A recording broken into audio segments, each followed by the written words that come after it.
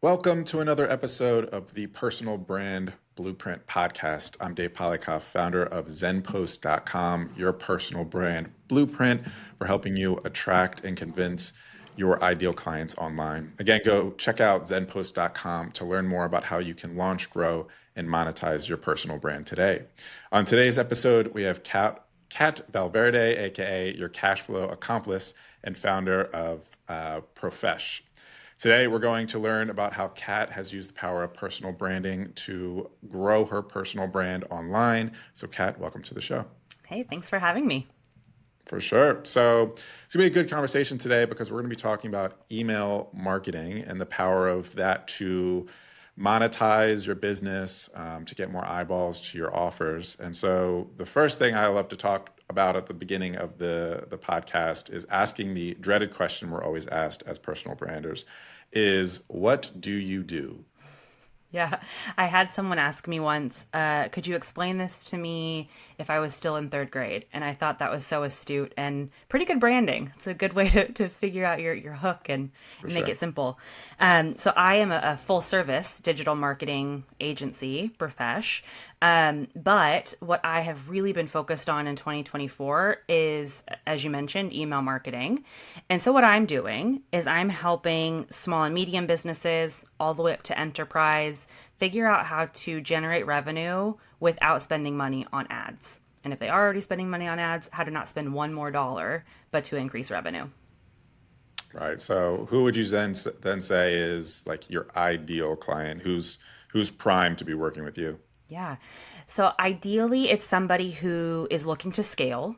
So you have been in business a couple of years, you know who your audience is. A little bit of tweaking on your branding or your voice is okay. I think that's a lifelong journey that we all take as entrepreneurs.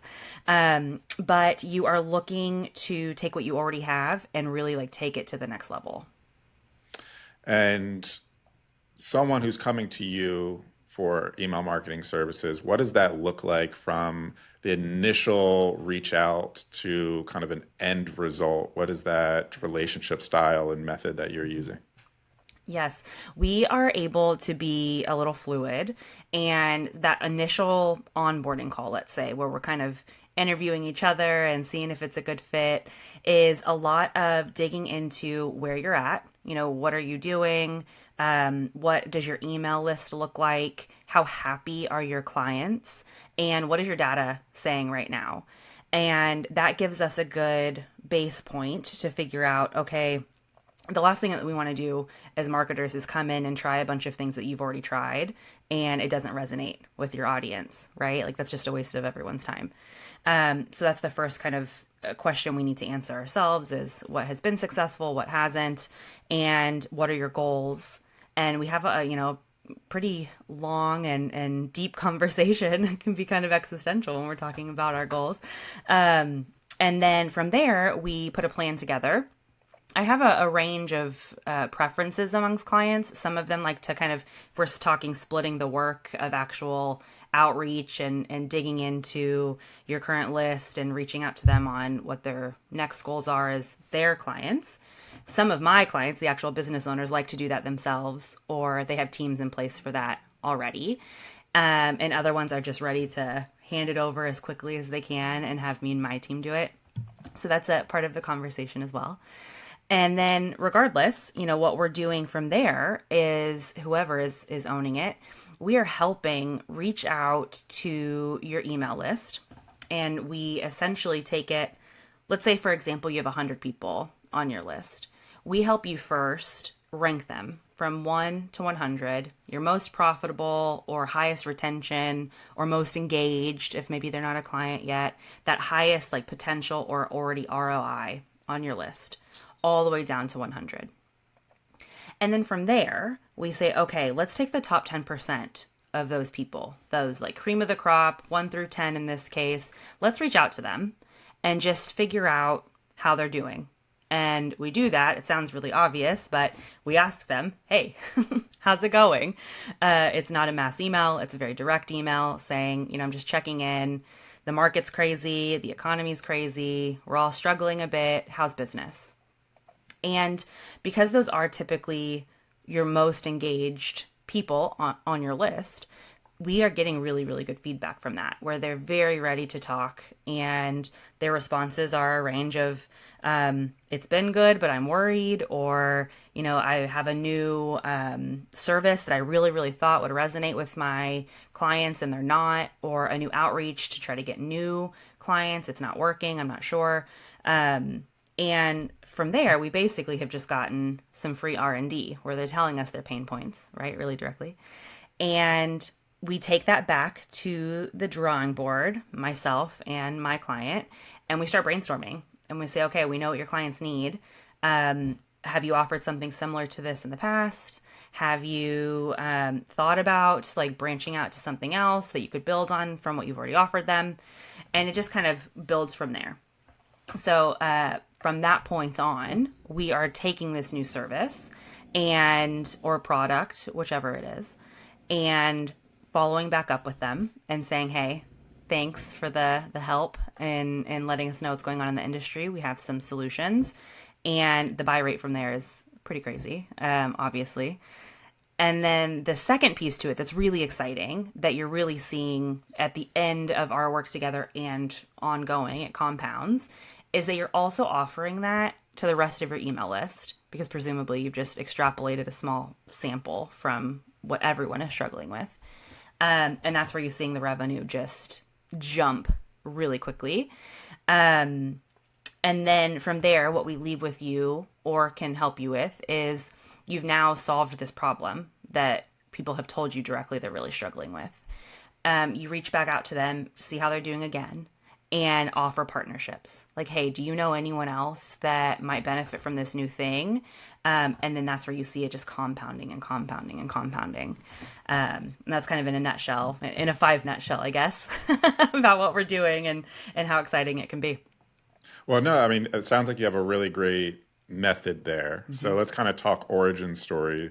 What is the history in email marketing with you that has led you to kind of be able to put together such a method? I mean, a bit of it is a forcing function. I think every entrepreneur can understand the scaling piece is really hard. It's exciting and scary at first to kind of jump ship for me from corporate to doing my own thing. But then I was so busy building the brand and getting in my first few clients and, really trying to match my prior salary and figure out what that looks like. You're really busy with that. And a couple years in, I woke up and I realized I was still just as burnt out as I had always been. So maybe it wasn't corporate that was the problem. And 2, I realized I just don't have a minute or a dollar left to me at the end of the day. I'm doing well. My clients are happy. My bills are paid. I'm able to invest in the business a little bit, but I just can't keep doing this forever. And what does that mean? And so it was a conversation I had to have with myself on, okay, how am I going to scale if I don't have capital? And then a lot of trial and error.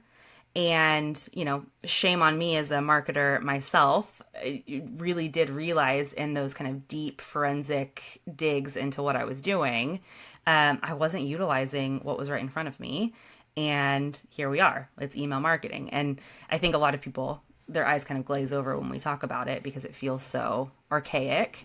But it's truly not. I can tell you that firsthand. And it's really going to be a safety net as AI and ChatGPT just gets bigger and bigger.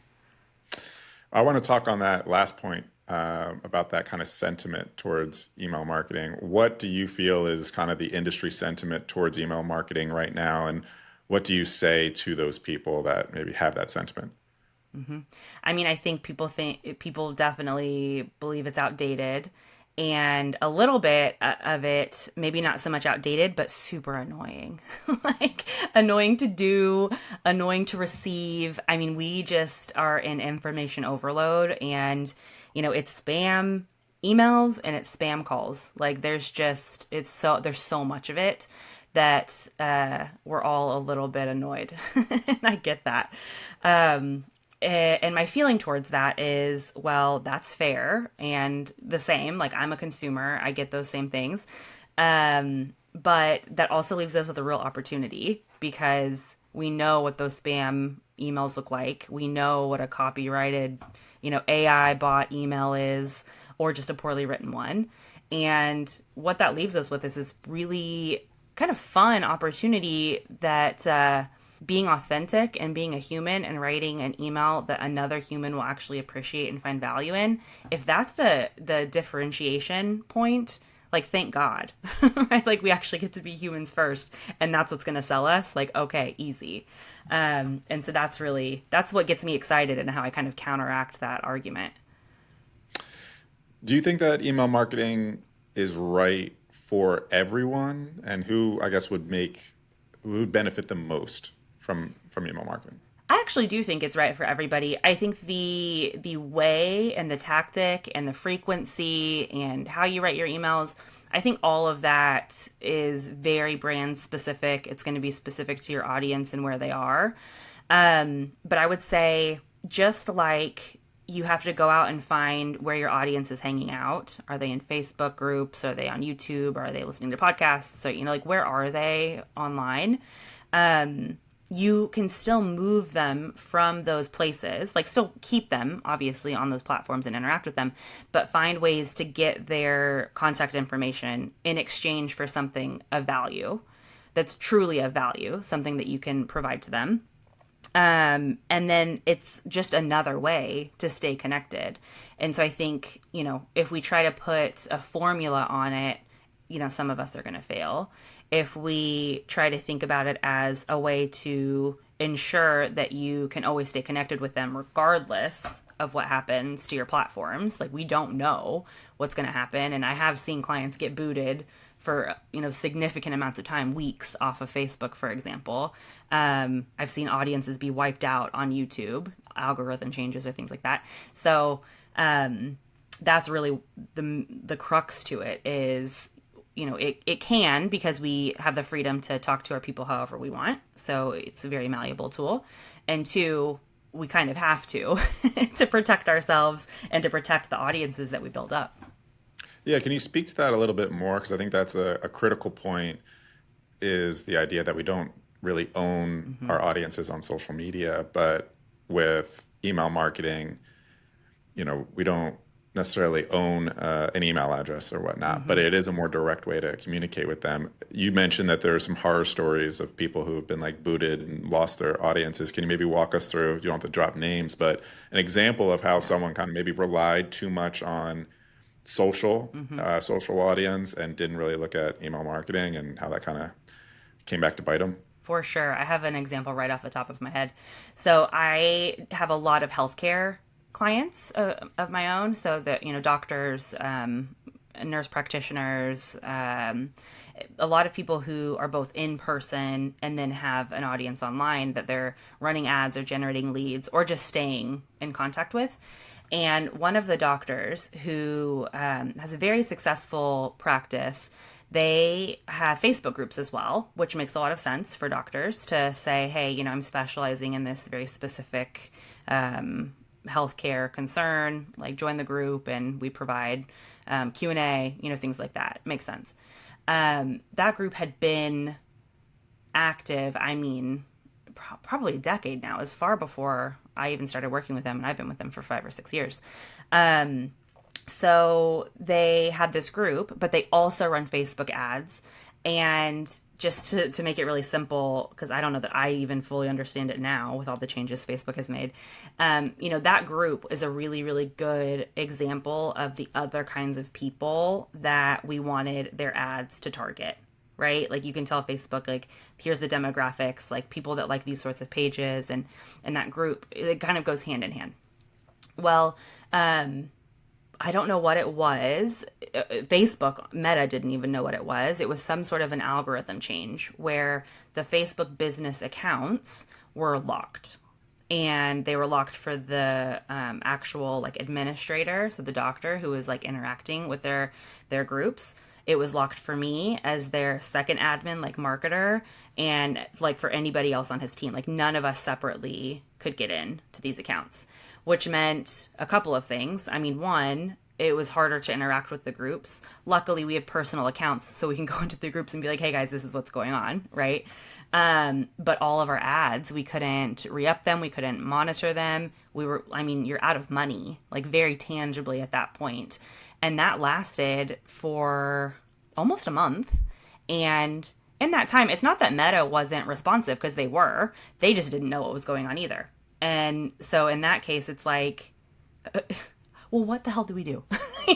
Like, okay, thanks a lot. And if I recall correctly, it did end up being some sort of like an algorithm change. It was around the time that, Instagram and Meta, or Instagram and Facebook, were kind of like merging. But that's just one. That's not even considering, I have other clients that are advocates, and they're really big into like different healthcare advocacy programs. There are nonprofits that are fighting for very specific rights. And we all know, like, this is a big deal now with, censorship or whatever you want to call it. But social media is having to take a stand against certain things. And if they don't like what you're saying, they don't need a reason, right? Like, at least in my example, they were talking to us and said, like, we don't know, we're working on it, which still was a bummer. But there's other times where they don't have to give you a reason. They can just say, like, you're banned. Sorry, we don't like this. This goes against our terms and service agreements. And so it's happening, and that's just the stuff we know. There's so many things that are coming that we just don't know how it will impact us. And so the only thing we can do, and it's a very good practice for me when I'm starting to spiral, like my grounding practice is to say, okay, well, what can I control? Like, this is the only thing that I can do to really control what's happening and to take some ownership over it. And, that's the answer in this case is, making sure that you own that contact stream. So for the personal branders listening today, they want to get into email marketing, but I feel like there's so many different softwares out there and tools to use to run your email marketing campaigns. Let's start with maybe just the email marketing system itself. Is there like a top 3 list that you recommend that people use to actually run their email marketing campaigns?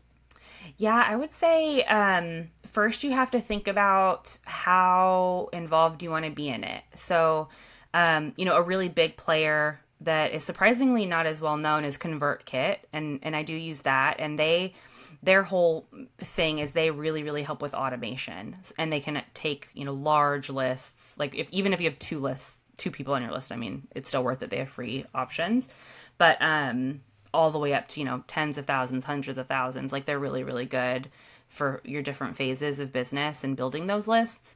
If you want to be like pretty hands off, you can build a bunch of different streams where you want to say, like, okay, after, here's my welcome email. If someone clicks this button on my website, send them this email, and then wait 2 days and then send them this other email. And then you can put some forks in the road and say, if they haven't opened those 2 emails after 2 days, send them this other email.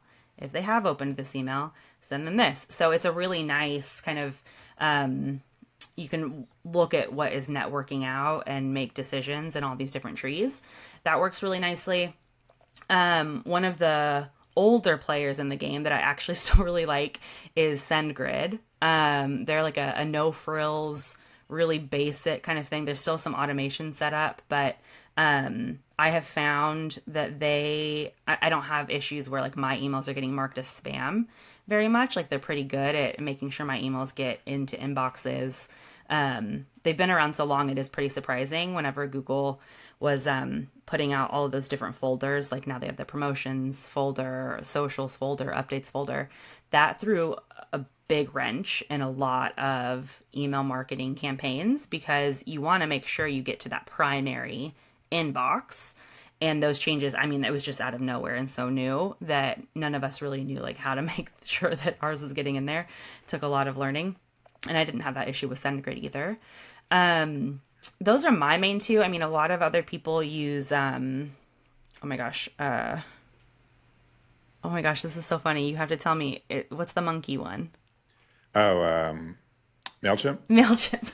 Yeah. Thank you. I could see the monkey logo. one, the The chimp one, monkey one, yeah. Yeah. I know a lot of people that use that. this is what's tricky, and I'm, I don't get in any, there's no affiliation here. I don't get any kickbacks or anything. Um, I even, a lot of my clients that use Mailchimp also really like it, because it's good for any size. Like they have a good free option. It's good to scale with. You can be as hands off as you want.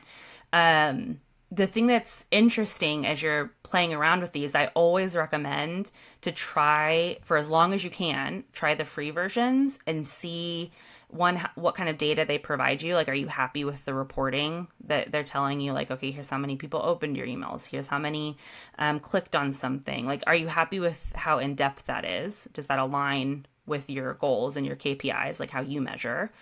And are you happy with the actual service? Like, are you feeling like your emails are getting sent where you need them to be and people are able to see them and open them? Because Mailchimp's a good example. I am hearing a lot of mixed things over the last like year or so. And so playing around and seeing what you're happy with, and then seeing, over the a quarter is usually my like good time of measurement, 3 months, before you kind of pull the trigger and spend a large amount of money. But I will say too, luckily, most email marketing services are relatively affordable. I think even like large ones, you're going to pay under $100 a month. So that's my shtick on that. But like I said, I use two at the same time because for my website, it's much easier to integrate SendGrid in some areas just behind the scenes with like dev stuff. And then in other instances, ConvertKit works really well if I'm trying to send like a long stream that has like a long lifeline or lifespan. Again, our audience being personal branders, what's like a number one way you would advise a personal brand specifically? Because when we think of like email marketing, we usually think e-commerce or, big brands sending out promotions about their offers and such. But what's a way that a personal brand could utilize email marketing to help grow their business? I would say, use it to talk authentically. Like, I'm not saying you can't send mass emails, but the content that you put in there, make it short. I mean, a couple of sentences and then whatever you would like to offer them should be more than enough. Best practice is to write at like a seventh grade reading level to make it accessible. And then I always tell people, and this applies to email and web content like web pages, you need to be able to like meet your audience where they are. So if it's somebody that's just going to skim their email, make sure you have it so it's skimmable, but then make sure it's still interesting. If you have people that want to like really read and it's in depth, that you also provide links to read more, or it is reaching them where they are. And then the other thing I would say is just don't try to be so polished and putting on a voice that is not yours. Like what I was saying before about really being authentic, and that's nice that it's our differentiation now, is we just want to talk to other humans. And especially if you're asking something of me or you're trying to sell me on something, like tell me your story a little bit. Like I want to know who you are. I forget what, I think it's like 92% is what the data says, that we are more likely to buy something from an individual over a brand, even if we don't know that individual. Like we're 92% more likely. And so that's really what you want to be doing, is if we're talking about your brand's voice, like make it your voice and read it back to yourself out loud. I sometimes will record myself just to double check if this sounds like me when I'm reading something. And if it doesn't, and I say like, man, I would never say that, then I redo it.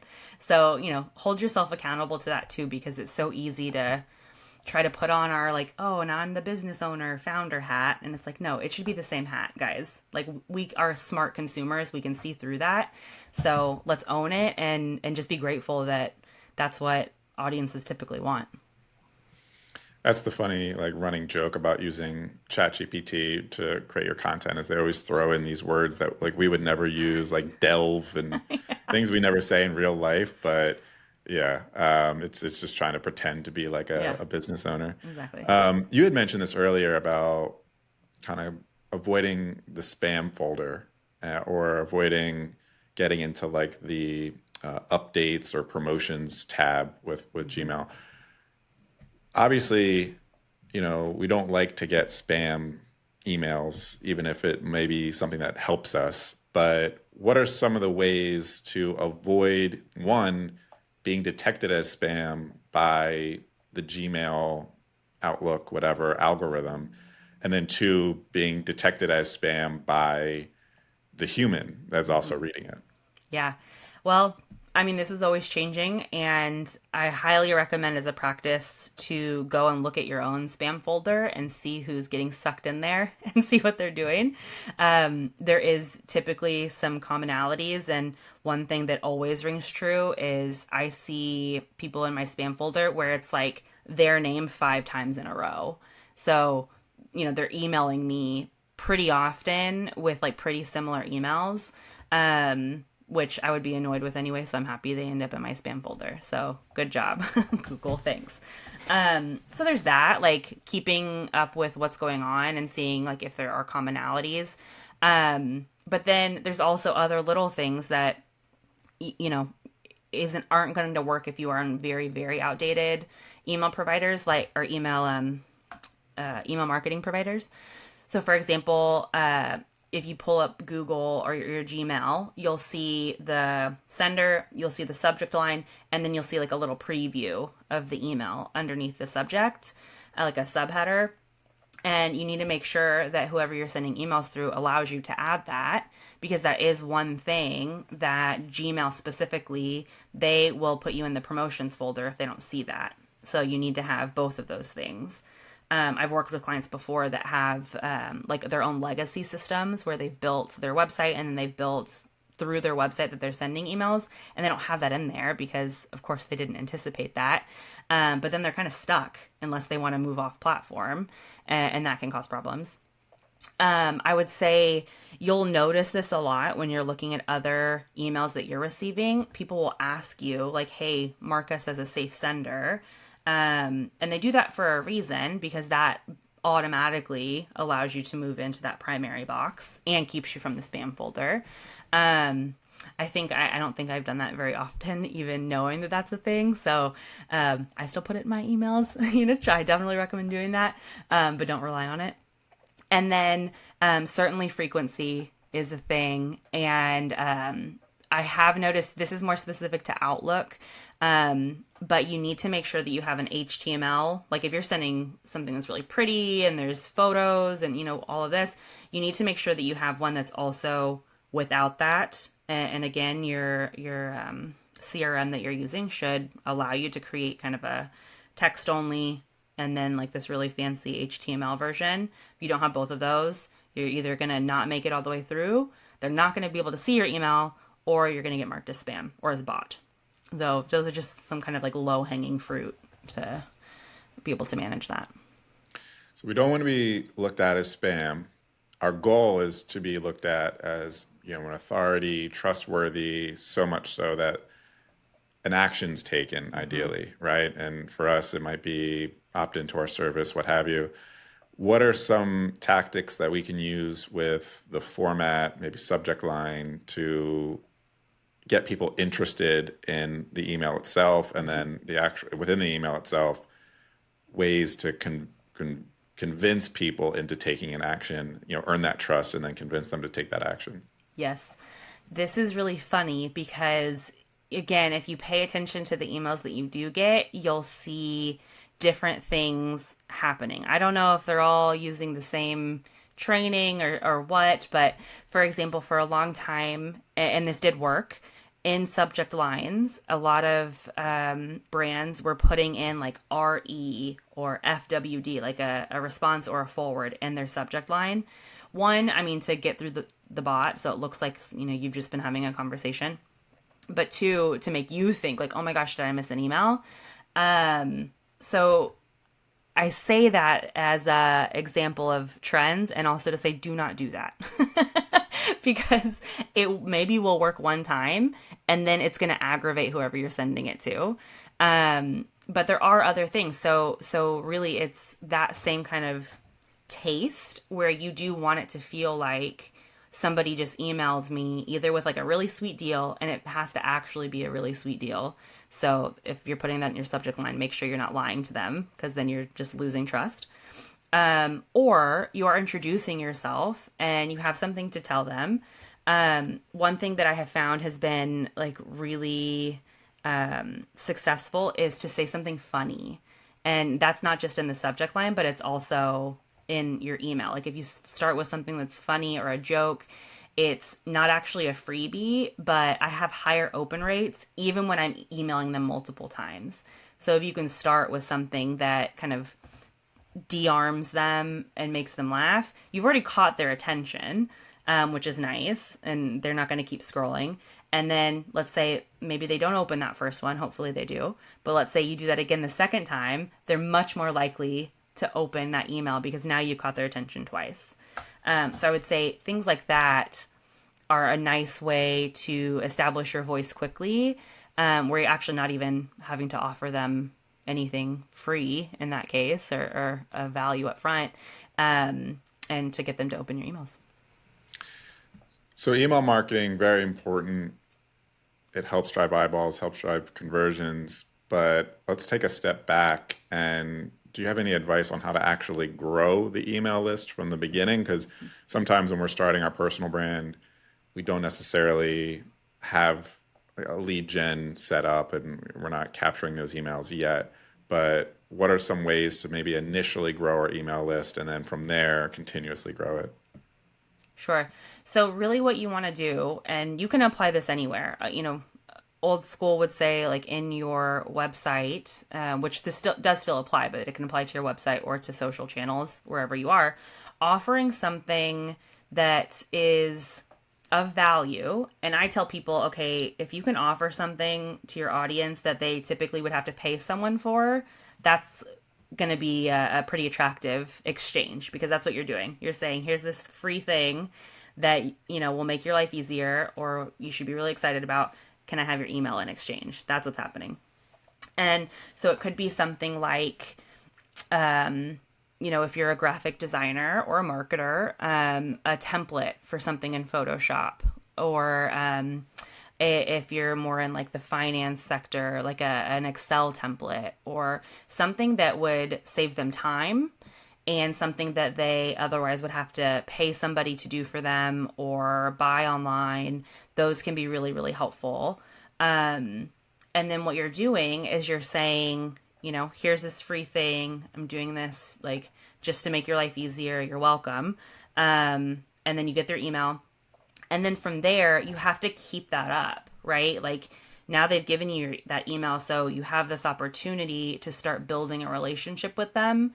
And the key for you, however we decide to do this, is to build that relationship and to build it on trust. So that as they are getting your emails, one, hopefully they're a little excited because they know like, oh, there's something in here that's helpful. Or at the very least, they don't mind that your emails. Like there's that. And then two, they're getting to know you and your brand, and that trust that you're building is making you an authority in that field. And so, that lead magnet is the very first thing that even gets them in the door. And so you need to make sure that that is something that you can be proud of as well. It's especially helpful if it is something that you've used, and you can speak on it. Like, hey, I built this. I've tweaked it over time. Here's the story behind it, like why I even needed it. That right there is a really easy way to start telling your story and then at the same time provide something to them. Perfect. So, for those listening that either want to get into email marketing or have been trying to crack the code on email marketing and they were interested in checking out your services, kind of what's the pitch that you provide your audience, and then what's kind of the first step that you advise people take to reach out to you? Sure. I do not charge. Like everything that I kind of give you in the 5-minute little nuggets about email marketing and the steps 1, 2, 3, I don't charge for those. And when I say that, I follow my own rules. Like I genuinely do not charge. Like this is all free stuff. So if you are interested in digging into what that kind of process really is, I put together a totally free 30-minute webinar kind of workshop, and you can go to emailrevamp.com. Take a look at that. And then if you want to chat more, then on that same URL, you can schedule a meeting with me, and I'm happy to chat. Wonderful.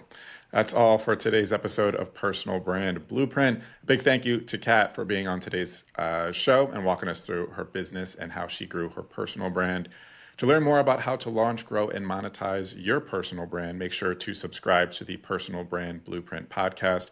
Follow me, Dave Polikoff, on LinkedIn, and check out zenpost.com for details on how to work with me directly. Links to all three of those and all of Kat's information will be included in the show notes. Thank you again, Kat, and I'll see you on the next episode of Personal Brand Blueprint.